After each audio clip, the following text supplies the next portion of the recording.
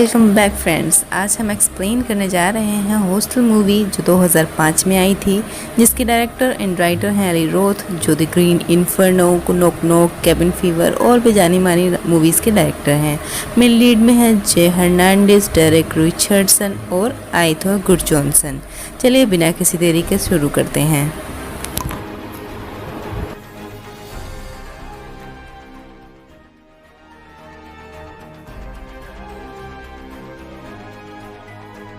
Movie की शुरुआत में तीन दोस्त पैक्सटन, जोश और ओली एक साथ होटल से निकलते हुए दिखाए जाते हैं। पैक्सटन और जोश पहले से साथ में हैं, जो अमेरिकन हैं। बाद में उनको ओली मिला जो आइसलैंड से है। तीनों की आदतें मिलने की वजह से वो तीनों ही वर्ल्ड टूर पर एक साथ निकले हैं। तीनों बहुत मस्तीखोर हैं और अभी वो एम्स्टर्डम में है, जहाँ वो एक हॉस्टल में रह रहे हैं। तीनों बहुत मटरगश्ती करने के बाद वापस हॉस्टल आते हैं तो देखते हैं कि हॉस्टल का दरवाज़ा बंद हो चुका है।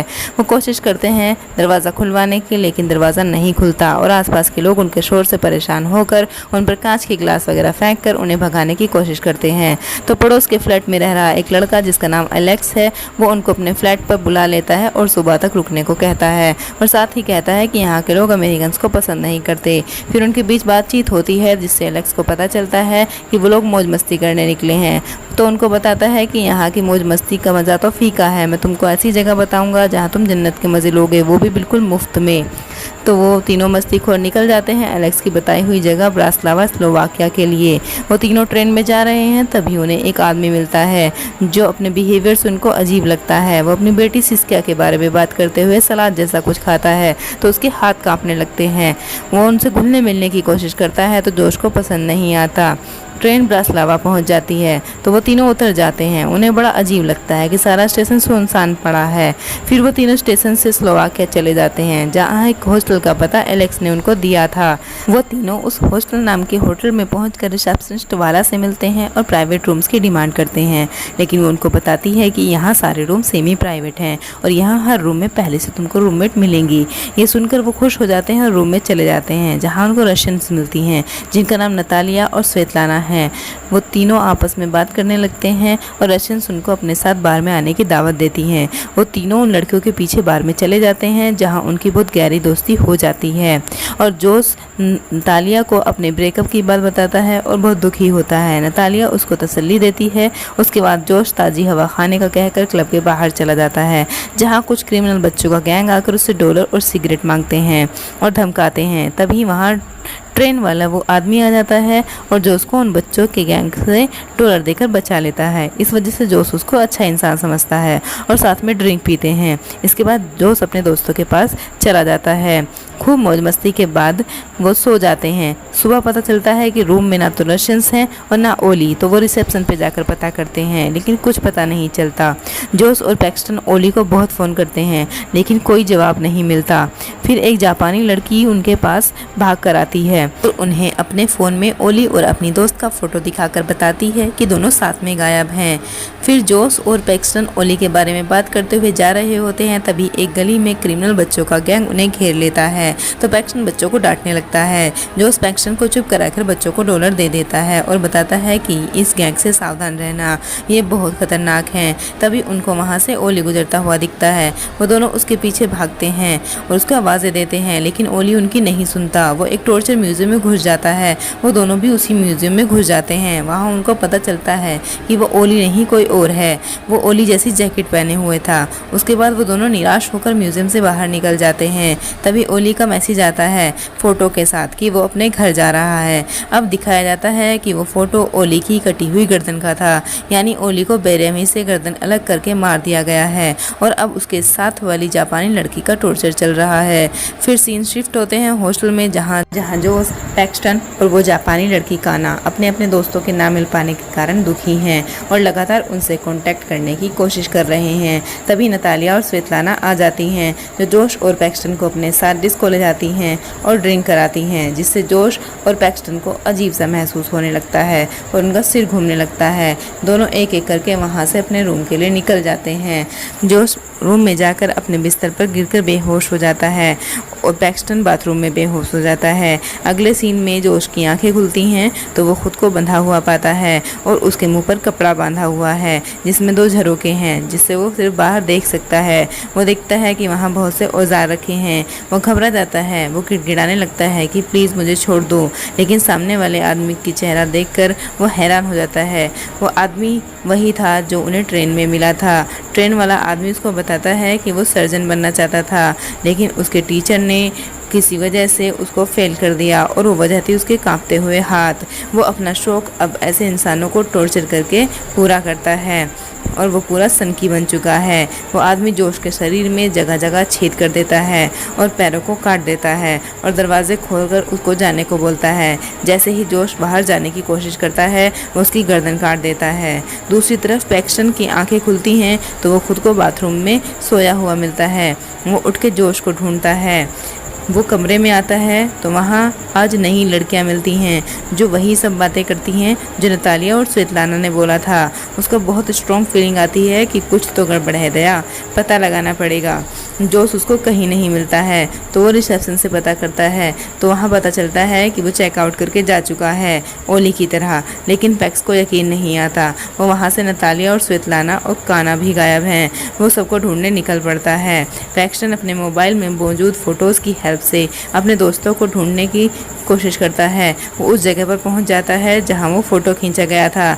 तभी वहां अचानक क्रिमिनल बच्चों का बबलगम गैंग आ जाता है और पैक्स का फ़ोन छीनकर भाग जाता है। पैक्स थक हार कर पुलिस स्टेशन जाता है रिपोर्ट लिखवाने, लेकिन पुलिस भी उसकी हेल्प नहीं करती और उसे वापस अमेरिका अपने घर जाने की सलाह देती है। लेकिन पैक्स हार नहीं मानता और नतालिया और स्वेतलाना को ढूंढता हुआ पहुँच जाता है बार में, जहाँ दोनों किसी और के साथ बैठी थी। पैक्स उनसे अपने दोस्तों के बारे में पूछता है तो दोनों लापरवाही से उसे टालने की कोशिश करती हैं तो वो जिद पर अड़ जाता है। जब नतालिया उसको लेकर वहाँ से निकलती है कि आओ तुम्हें तुम्हारे दोस्तों से मिलवाऊं, और उसे एक सुनसान खंडर में ले आती है जहाँ पुलिस भी होती है और बोलती है कि यहाँ एक स्टेज ड्रामा है जिसे वो देखने लोग आए हैं।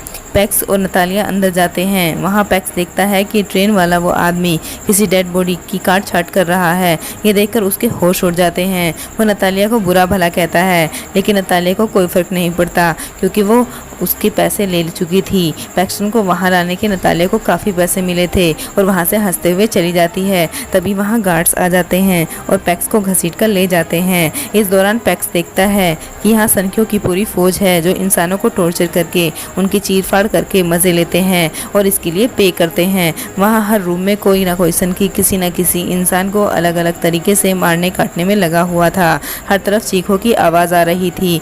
ये जगह नरक से कम नहीं थी।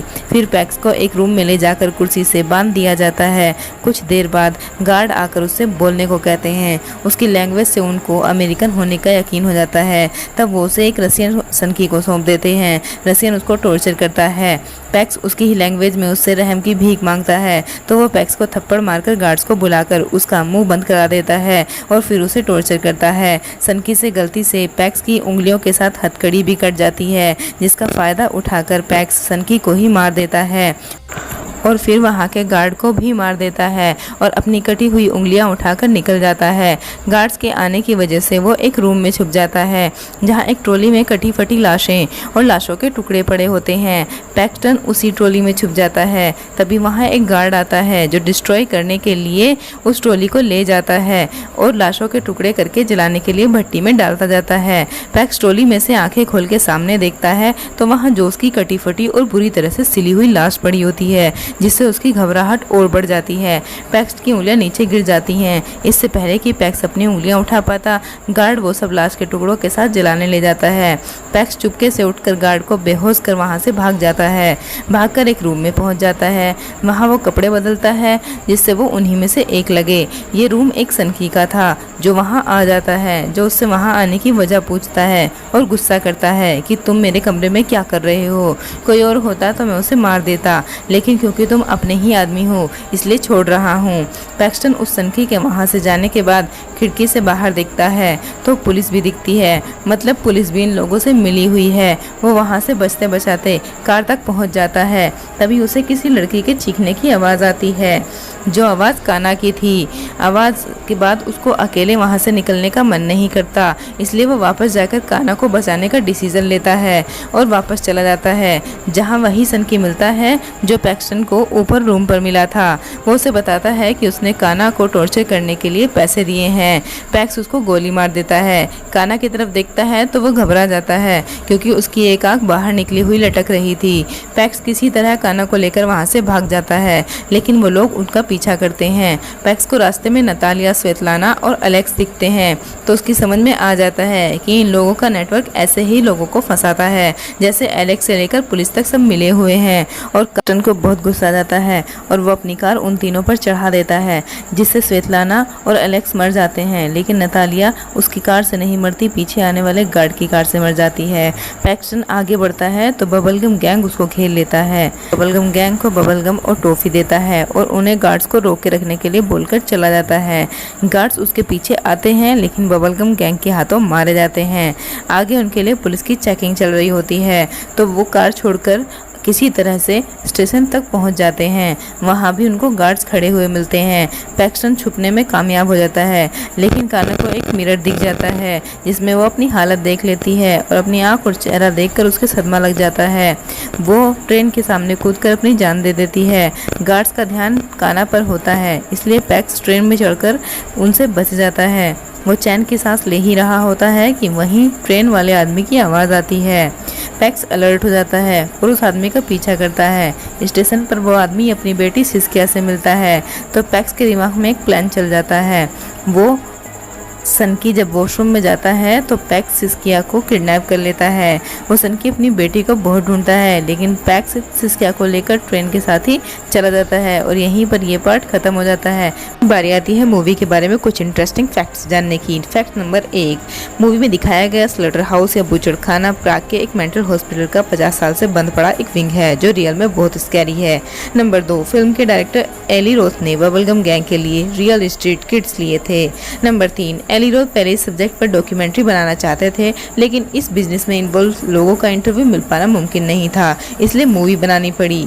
नंबर 4, आर्थर गुरजॉनसन यानी ओली कोई एक्टर नहीं थे, पूर्व एथलीट थे। एली रोथ ने उनसे वादा किया था कि वो उन्हें किसी फिल्म में जरूर लेंगे, इसलिए हॉस्टल मूवी में उन्हें लेकर उन्होंने अपना वादा पूरा किया। ये आर्थर गुरजॉनसन की पहली और आखिरी मूवी है। ऐसे ही इंटरेस्टिंग एक्सप्लेनेशन और फैक्ट्स जानने के लिए हमारे साथ जुड़े रहिए। हमारे चैनल को सब्सक्राइब कीजिए, लाइक कीजिए, कमेंट कीजिए, शेयर कीजिए और मिलते हैं अगली वीडियो में। तब तक के लिए बाय बाय।